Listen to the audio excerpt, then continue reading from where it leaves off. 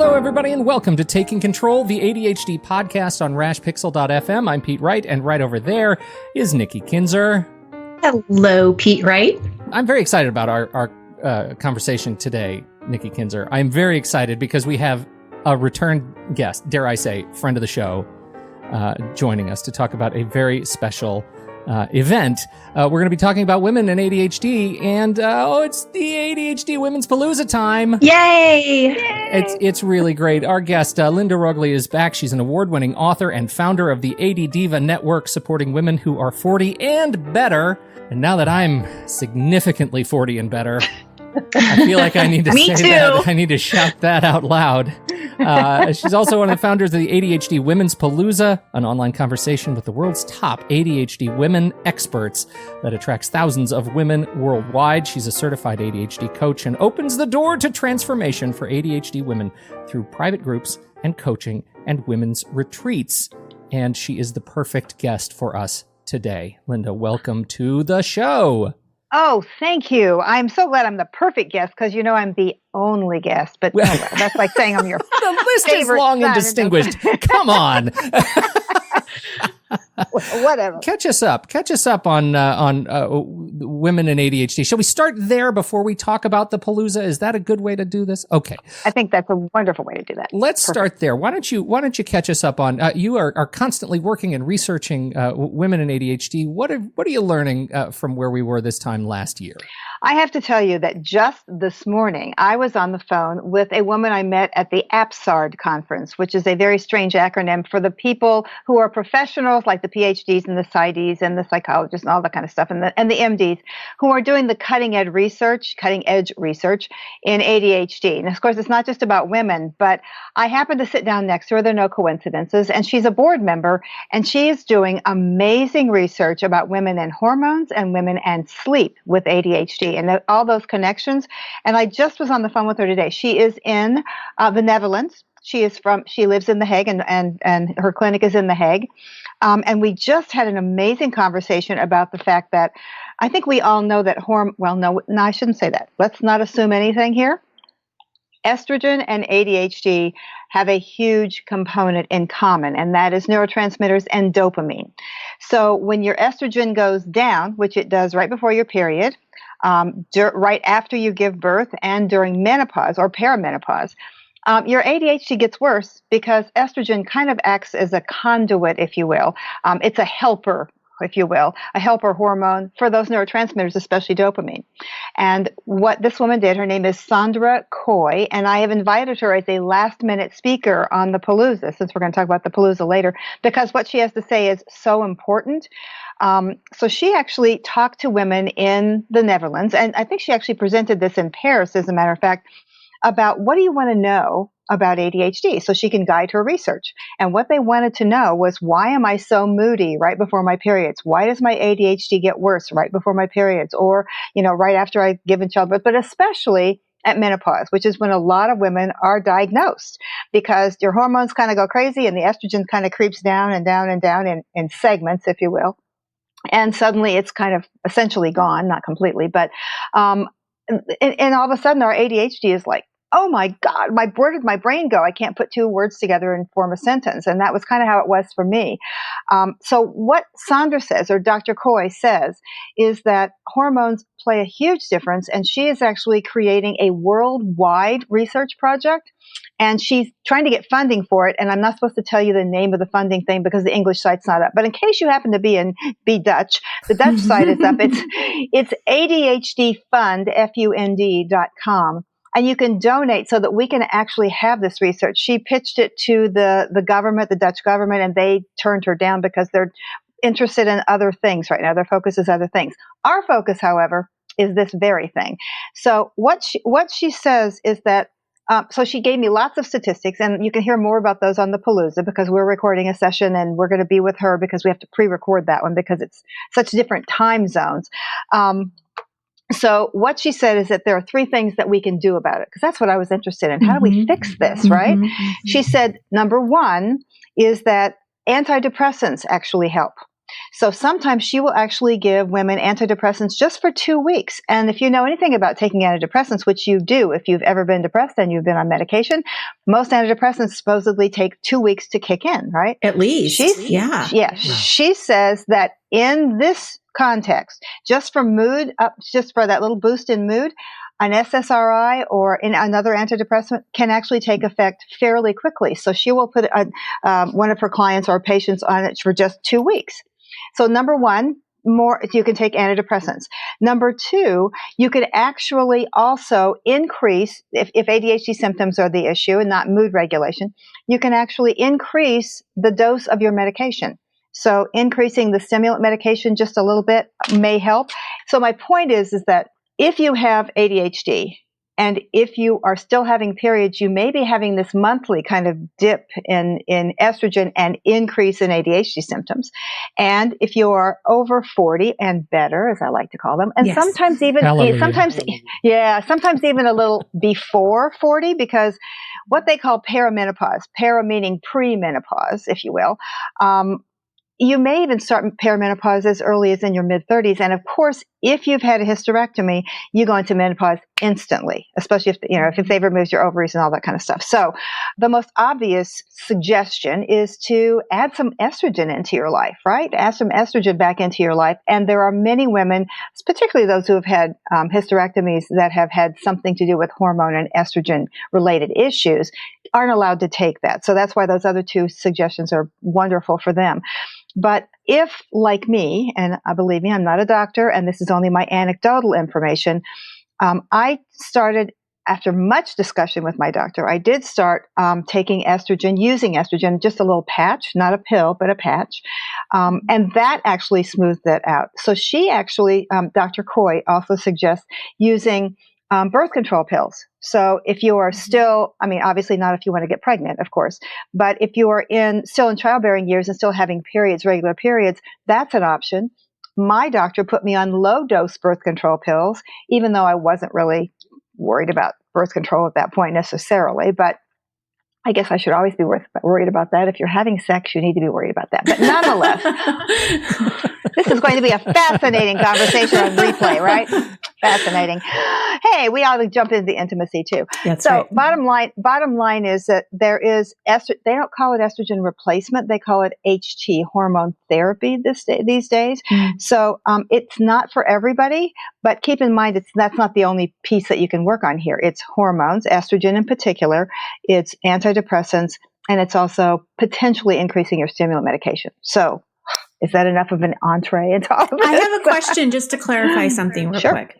So when you're saying 2 weeks for the antidepressant and then actually also increasing the dose of the medication, is that just every month at the same time you're doing that? So you're not consistently on the antidepressant. You're on it for 2 weeks, you get off of it, and then you go back on it in 2 weeks. Yeah. 2 weeks. Okay. Yeah. And so there's two answers to that question. Yes and no. Okay. So the yes answer is that what Sandra did, what Dr. Coy did, was put women on that antidepressant essentially 2 weeks before your period starts. So it's basically the last, like the 14 through 28 day period of your cycle. And when bleeding starts, which is officially the first day of your cycle, when bleeding starts, right before bleeding, that's when estrogen just is gone. Both progesterone and estrogen just go plummet right down. And then almost immediately afterward, they start rebuilding again. Because remember, this is a pretty short cycle. It's 1 month. So you got to build up pretty quickly again. So mid-cycle, estrogen's really high. And that's a great time to, take a test and take on some new projects and that kind of stuff. Right before your period, not so much. So what she did was put women on antidepressants those 2 weeks before, and it made a difference. And then what she found out was that the women said, I need them the next 2 weeks too. She said they didn't realize just how depressed they were until they went on antidepressants for a short period of time. So the answer is yes, you can use it for just those 2 weeks. And no, you can use it maybe it's two yeses. Yes, you can double that so that you actually take it the entire month, which means that you're going to be on antidepressants. And she said that there is a 60% higher incidence of depression in women than there are in men with ADHD. I believe that. So lots of Lots of really important stuff. Yeah, exactly. And the same thing, and the same kind of thing applies to stimulants. But remember that most stimulants, at least the ones we are using in the United States, are short. They go in and out of your system pretty quickly. Mm-hmm. So if you can take stimulants for 2 or 3 days, or maybe you can work with your doctor to experiment about exactly when the optimal time for you to start taking extra stimulants is, and then stop taking them. And it's not like an antidepressant where it might kind of taper off gradually. Remember, too, that, again, I'm not a doctor. I've just had lots of anecdotal information about this. Antidepressants are more often based on your body weight and your age and all those kind of other factors, where stimulants are not. Stimulants are based on your metabolism and how fast that stuff comes in and out of your system. So that you could be as skinny as olive oil, the cartoon character olive oil, mm-hmm. and be taking a huge amount of stimulant, where you could be somebody that's huge and and just take a tiny, teeny little bit, depending on your metabolism. And I don't mean to imply that huge is a bad thing. Please don't hear that as a derogatory comment. But all I'm saying is that it's not equal as it is with other medications. All right? Cool. Wow, what great research. Now, what about the sleep part? Because you mentioned sleep. Yeah, and I have to tell you that that's a whole presentation all by itself. I'm sure. For her. But I think we all know that ADHD folks suffer from, or maybe don't suffer from it. We actually just endure late nights, because a lot of us are night owls. So what she said is that actually is part and parcel of ADHD. And she also said that there is her research heretofore has been primarily on sleep. So she's been working on this for 8 years, which has been pretty cool. And what got her started realizing this is that there's evidence, not in the ADHD world, but there's evidence in the other research world, that lack of sleep and chronic lack of sleep, which is what we often have, is related to cancer. Mm. It can be a risk factor for cancer, as well as many, many, many other things that are they're not healthy, right? So we know that not getting enough sleep is not healthy, and I think that a lot of us are chronically sleep deprived, not just with ADHD, but in part because we got the internet keeping us up to all hours. We don't have to look for entertainment. You remember in the old days when you were watching TV and that little thing would come on, it would go, and it was annoying, and you'd want to turn the TV off immediately, right? That was to make you go to bed. Exactly right. That shuts you down. Exactly. And when do we ever see that on the internet? Never. So she says that there's still lots of research to be done, as there always is. At the end of every single research study I've ever read, at the last sentence is, much more research must be done to blah, blah, blah, blah, blah. So what we know right now is that that sleep in itself, she says, may actually be a cause of ADHD. Now that's pretty controversial and pretty inflammatory information, and yet she has a lot of research to back that up. And I unfortunately am not going to be able to give that to you. You can catch it on the Palooza. She's going to actually give that research on the Palooza. But so she says that I don't understand. These are her words. I don't understand why doctors are not treating ADHD using melatonin, because melatonin is the thing that melatonin kind of is part of that circadian rhythm, right? Mm-hmm. That circadian cycle, if you will. So it wakes us up. But she says it's also related to when we get hungry. It's also related to our energy levels. It's also it's kind of this little tributary with all these little fingers in all directions.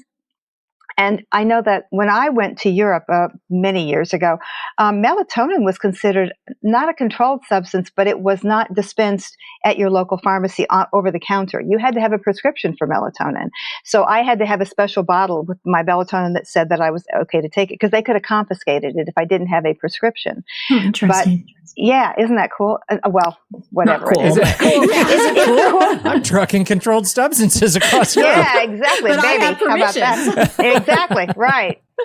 And I'm sleeping well, right? Yeah. So what she's saying, melatonin is that little in the back of your retina. When light hits the back of your retina, that wakes up or turns down the melatonin. So what she's saying, we may be able to treat ADHD using light therapy, because she said it's also been proven, and I didn't even know this until just literally 3 hours ago, when I thought I was supposed to be talking to you and I had the wrong time zone. I remember that, yeah. She says that ADHD and SAD, which is seasonal affective disorder, which is kind of what she calls the winter depression. You know, it's when the light is less bright in the wintertime than it is in the summer. She says that that's a real typical ADHD thing. So because it activates melatonin, if you turn that light on in the right spectrum of light in the mornings, it actually can help begin to regulate your sleep patterns and therefore perhaps begin to regulate your ADHD and perhaps begin to help with obesity. Because she says if you don't get enough sleep, when your body needs energy, your brain says, I need energy. And what do people turn to? They can't take a nap. They need a nap, but they can't take it because they're in the middle of a workday. So they go out and have some high carb stuff. And that's all related, bringing this all back together, it's all related to dopamine. And dopamine is that neurotransmitter in our little brains that says, oh, let's go jump off of a roof or something, or let's just work up to the very last minute of that deadline. It's part of the reward system of our brain. And that, it used to be all three, dopamine, norepinephrine, and dopamine. But more and more, I'm hearing more about the importance of dopamine. It's kind of rising up to the ADHD top of the heap in terms of neurotransmitter importance. That's it. Really is amazing. It totally checks out.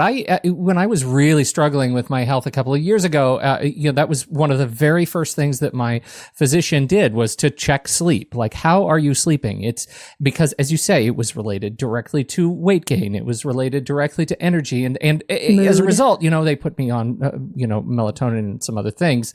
Some other things probably I couldn't truck across Europe, but as a result of getting that evened out, boy, as I think back to it, that those are some of my most productive days. And soon as I figure out sleep, when I lose track of sleep, it becomes disastrous. Even when I think I'm sleeping okay. I actually went so far, and I don't mean to nerd out with this sort of, a nerd thing, but I went so far as, I've got the Apple Watch and there's a new app. It's a kind of a sleep tracking thing, and it tracks your heart and all your movement all night long. Yep. And it gives me this wonderful little graph. It says how recharged you are after last night. And you can see I had a horrible night last night. All the purple is when I was sleeping. I was awake, like straight up awake for about 2 hours in the middle of the night. I am out of control of my sleep, and I can see my little batteries here that I am only about 70% charged for the day. Oh, and no. that metaphor suddenly makes sense, right? Yeah. Absolutely. I do the same thing. And one of the reasons I had Apple Watch 1 and it didn't track your sleep. It wouldn't track my sleep. So that's why I got rid of it, and I got a Fitbit, which does track my sleep. And someone said, well, it's not very accurate, but I think it is pretty accurate. And I thought for sure I was getting 7.5 hours of sleep a night. And guess what? I was not. And there were those many, many times when I thought, oh, just every once in a while, I'll only get 3 or 4 hours of sleep. And then I read something just in the last week or so that says you can't make that sleep up. So once you lose those hours of sleep, you can't go back. It's there. Mm-hmm. So I hate that for myself, because I think of all the hours that I pulled all-nighters way back in college. And she says, that's the other thing Dr. Coy says, is that this started in childhood. So remember, we've had chronic sleep loss for a lifetime. No matter how old you are, it's been a lifetime. So it's and it takes a lot of work it takes so much work to train yourself to sleep again. It is a real thing. You can't do it with some sleepy time tea over a couple of nights. You really have to work to sleep better. Well, especially once you throw in the anxiety part of it. Yeah, I mean, because that's going to keep you up. Oh. Yeah. Well, and I find that, speaking of accuracy, it's accurate. Mine is accurate to how I feel. And when I look at it in the morning and I see those big blocks, I'm like, oh, that checks out. That's about how I'm feeling this morning. I am not 100% myself. And so, I actually, I really swear by it. It's a lot of fun to have the data, but it's actually even better to learn something new about myself. Absolutely. I have the Fitbit too, Linda, and I just got it like a week ago, but I didn't trick it, but I thought I'm going to test this. Like, I'm going to see how accurate it is. And so I would watch the time, like, okay, about what time I went to bed. And if I woke up in the middle of the night, about what time I woke up. And I'm telling you, it was right on target. And last night, Pete, if it makes you feel any better, I was up for 2 hours too. and we were not talking to one another. No. There was no podcasting going on in the middle of the night. It was just straight up awake and anxiety. And last night was definitely the worst night of sleep that I've had all week. So, well, isn't that great that you wake up and have to podcast? I know, and we have Linda. We have Linda to remind us to put a fine point on just how horrible our sleep is. Okay, then. Thanks, Linda. Yeah. And we can't make it up over the weekend. No, So- that's the thing, is I kept thinking, well, I'll just sleep longer tomorrow. Didn't work that way. Did not work that way. And Dr. Coy also says something that is a little different than what I normally hear from doctors with ADHD who prescribe. She says that stimulants actually do affect sleep. And I hear that anecdotally from so many people. Well, I started taking it and I can't get to sleep at night. And then there are other doctors who say, well, that's because Bill Dodson, as a matter of fact, says, we don't have ADHD brains just when we're awake. We have ADHD brains 24 hours a day. So I was questioning, sometimes I'll drink caffeine at night and I can go right to sleep, baby. It doesn't keep me up at all. Well, but when I do drink caffeine, I'll wake up 4 hours later. And I talked to him about that and I said, why is that? Because you have stopped medicating your ADHD. The medication, your caffeine, wore off, so your brain is waking back up again. And it didn't occur to me it didn't occur to me that, I don't usually take caffeine to self-medicate, but maybe I do, who knows? But I didn't realize, and I've tried it. When I don't have caffeine, I don't wake up those 4 hours. I usually wake up at 4:30 in the morning, but that doesn't necessarily mean 4 hours after I go to sleep. So fascinating kind of stuff. And the thing is, we just don't know all this stuff yet. We don't know, okay, here's your exact the way you function, therefore you should do this. There's not a direct line yet. I just have to throw one thing in there on this sleep thing related to caffeine, because that's super depressing. I had never put that together, that it's not that and I hear this all the time. Oh, caffeine doesn't affect me. But you know what it does? And as soon as you start looking at the little graph, it reminds you that caffeine might not impact you going to sleep, but it absolutely impacts your quality of sleep and the length of deep sleep that you actually get. And oh my goodness, I've got to stop. I don't have ADHD, so I'm not on ADHD medication. But my question to you is, okay, so if the stimulants are affecting your sleep, is it part of a management plan then to also at night take some kind of helpful sleep thing, like a sleeping pill, like a sleeping aid. Melatonin, Is that part of?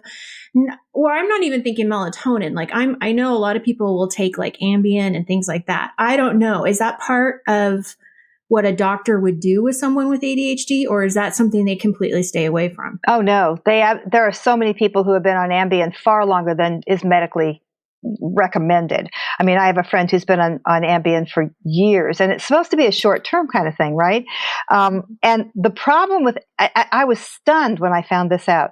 When I was researching taking sleeping pills, what I found is that they don't necessarily give you a better night's sleep, but what they all have in them, almost all of them, not melatonin, and maybe I shouldn't make blanket statements, all the ones that I know about have included in them an amnesiac, so that you wake up and you don't remember whether you slept well or whether you didn't sleep well. And that to me is incredibly frightening. That just scares the hell out of me. So the truth is that some doctors, and Dr. Dodson may fall into this category, but certainly Dr. Ned Hallowell talked about this, is that some people need a stimulant right before they go to bed or within an hour of when they go to bed to help them calm their brain down so they can focus enough to sleep, which is completely antithetical to some other people being woken up by stimulants or not being able to sleep.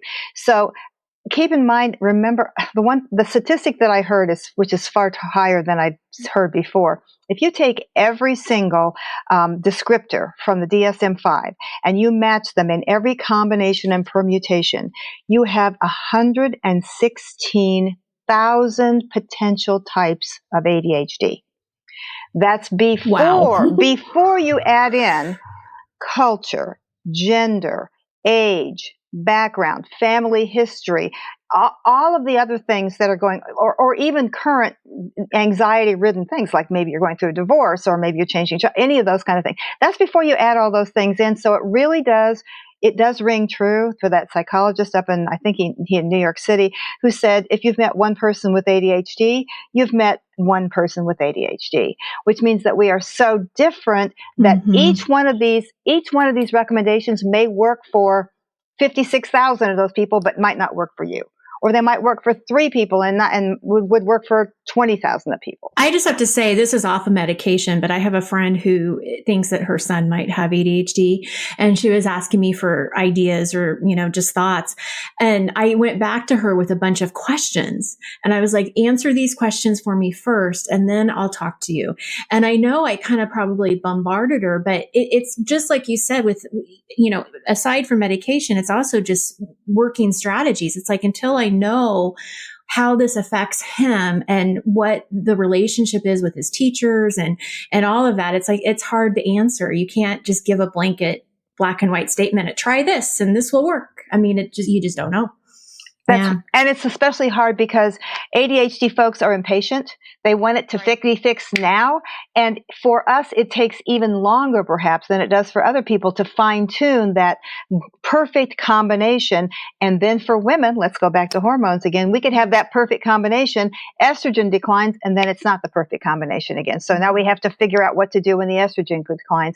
And that's different, remember, from when you're having normal periods to after pregnancy.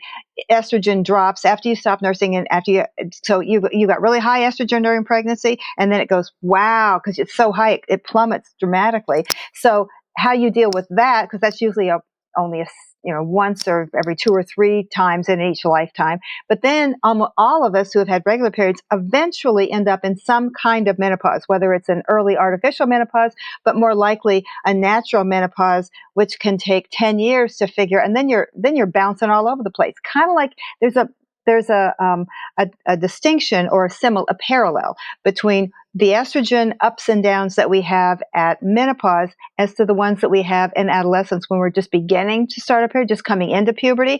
But the difference is that at adolescence, we're working our way up to estrogen levels, and at menopause, we're working our way down. So it's kind of this big bell curve, I guess, which is so popular among graph makers. Yes.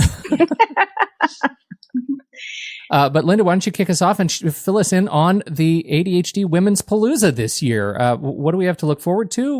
What's changed? What are you excited about? Well, first of all, one of the things, thank you for that. I really love talking about the Palooza because honestly, I got an email from somebody last week who had been to both Paloozas because this is our 3rd year. We started in 2016. She said, I have learned more from the last 2 Paloozas than I have learned from anything else on the internet and from my doctor's office. And I think the reason for that, it's not that the information isn't there. It's just that here it's all compressed into one tidy little package. And the thing is that it's not, people have said, well, I came to last year, I don't need to come to this year. The deal is that 2016 and 2017, there was no duplication at all on those sessions. And this year we're going to have a little bit of duplication, but we have new information. So it may be the same topic, but it may not be the same take on the same topic, especially since I have different experts talking about it. Like 2 years ago, Dr. Bill Dodson talked about sleep. This year, we're having somebody else talk about sleep. And of course, Dr. Coy is going to also talk about sleep as well. The similarity is that this is all amazing information geared toward women with ADHD. And to me, it's almost an online encyclopedia of information about women's ADHD because we get new research happens every single year. So that's one of the amazing differences and similarities is it's amazing information. We get it. And most importantly, we get the very top people here, like Nikki Kinzer, of course, and like Linda Roggli, of course, but also people whose names with whom you're familiar, like Sari Solden and Dr. Ned Hallowell. And I mentioned Dr. Bill Dodson. We'll have Dr. Coy as one of our speakers, but Dr. Tony Rothstein, who works wonderfully with women. He's a psychiatrist at UPenn. He works amazingly with women with ADHD and many, many others Dr. Tom Brown. These people are willing to donate their time because they want this information out there. And that's why the Palooza, again, is absolutely free to anyone who can jump in there. We have lots and lots of sessions. So I know you can't attend all of them live. So therefore, that's why we have the replay. So you can get the replay for 24 hours. And of course, I had to put the little plug in because if you want those replays forever, and if you don't have time to listen to them all in 1 week, because there's 33 of them, guys. 33 is a lot to listen to, and they're an hour long this year. Buy the Encore package. It's very inexpensive, half price through the end of the Palooza. And the other piece that I love that we're repeating again this year is the pink ticket. I call it the pink ticket affair. Some people call it the pink ticket party, but it's when all of you out there can join me live in an interactive session, because you can't ask questions in the Palooza because we're kind of in this little cubicle of, time and space, if you will.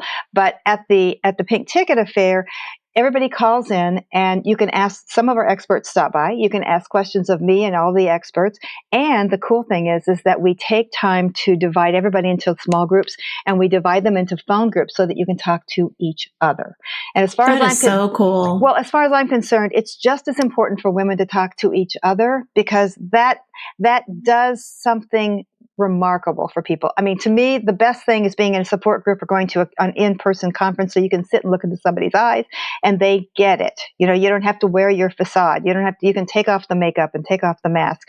But the next best thing is to at least talk to somebody else who gets it and isn't going to giggle if you stumble and fall or if you forget somebody's name and all that kind of stuff. So women need that validation, because so many women operate in isolation with their ADHD and they think I'm the only one, because that's what they hear. They hear it from their families. They hear it from their coworkers. It's like, there she goes again with the rolling of the eyes, or worse, getting fired, or worse, getting divorced, or any of those other things that happen. Not that they don't happen to non-ADHD folks, but they tend to happen more to us. And that's part of the tragedy that I heard at the APSARD conference a week or so ago. That there really truly there truly are a lot of things about ADHD that it's pathology. I mean, it's the bad news about ADHD. And I created the ADDiva Network to kind of counteract that, while knowing that we need that serious tack on ADHD so that people take it seriously, so that insurance companies cover the things, the treatment that we need and the medications that we need. So I don't at all say that that's a bad thing. It's just that it's very disheartening. And what came very clear to me is that ADHD is, I mean, we all know this, but I just want to say it again so you really get it. And that's, ADHD is not your fault. ADHD is not something that you wake up in the morning and say, gosh, I think I'm going to screw up today, or I'm just going to be lazy today, or I'm just going to ignore that stuff. I'm just going to forget that I was supposed to do that. It's genetic, and it is brain-based. It doesn't have anything to do with your willpower. And if you continue to say, I think I'll just try harder, it won't work. Strategies, kind of like what we were talking about with the melatonin, with hormone stuff, with even just knowing that sleep issues are an issue for ADHD makes a huge difference. So that's what the Palooza is really all about. It's about raising awareness. And I can't tell you, again, like that woman who emailed me said, this information is out there, but it's in bits and pieces and dribs and drabs. This is squeezed all together so you get it all at once. And I'm afraid it's kind of like standing in front of the fire hose. It's kind of like, so much information, right? But that's what the replays are for, right? That's what the replays are for. And I just wanted to mention one thing that's very different this year is that Terry Matlin and I founded the ADHD Women's Palooza in 2016. Terry is not co-hosting with me this year. She's got some exciting things happening in her own family during the Palooza. So we're happy about that for her. It's not bad. It's good. I'm hosting by myself this year, but that doesn't mean Terry's not an integral part of this. In fact, she's one of our most inspiring guests. She's talking about hypersensitivity. So everything that we talk about is pretty interesting. And there's a special session on stigma and ADHD and other mental illnesses. And it's keying off of a new book by Dr. Stephen Hinshaw. He's written a book called Another Kind of Madness. And I just finished that book. And he's going to talk about that and his own personal familial issues with that, because his dad was diagnosed with schizophrenia, was actually bipolar, was at horrible mental institutions that you only read horror stories about. And he shares that stuff. And I think he's going to talk about that in the Palooza as well. So some amazing, amazing information.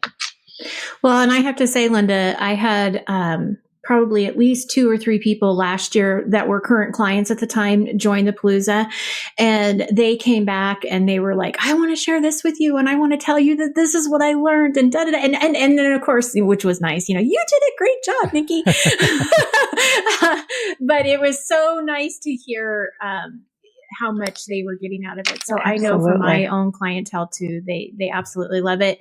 One more thing before we wrap up that I want to say about Terry is I watched her speak at the CHAD conference, and it was about organization and women and guilt and all of these kind of things that we all feel. And one of the things that she said that so much resonated with me is when we hire a housekeeper or a meal service or something like that, this is not a luxury. This is an accommodation that you are making to make your life easier and to work with your ADHD. And it still gives me chills even to repeat that. It's like, it's an accommodation. It's nothing for you to feel guilty about or feel like you don't deserve it. Right. So anyway, I just wanted to put that little plug in there for her. Thank you. And I'm glad you said that, because there was a point in my life when I couldn't get everything done. And I was so frustrated, and I would wake up every day thinking, okay, I'm going to do this. And then 15 other things would come in my brain, and I didn't know which one of them to do first because they were all important, blah, blah, blah. And I finally just wrote down a list of all the things that I had to do. And then I wrote down a list of things only I could do. And gradually, I began to outsource all the things that nobody else can be my Victor's wife except me. No one else is going to snuggle in bed. No one can write my books except me. No one can do, my coaching, blah, blah, blah. But all those other things, laundry, other people can do laundry. You know that? And so I felt really guilty because I actually found somebody who does my laundry, and people were like, oh, you're not even enough of a woman that you can't even do your own laundry. Well, guess what? Good grief. Guess what? I like having my sheets washed by someone else. Otherwise, they might not happen. That's right. Yeah. Clean is good. Clean is good. More often than I was getting them clean. That's for sure. Yeah.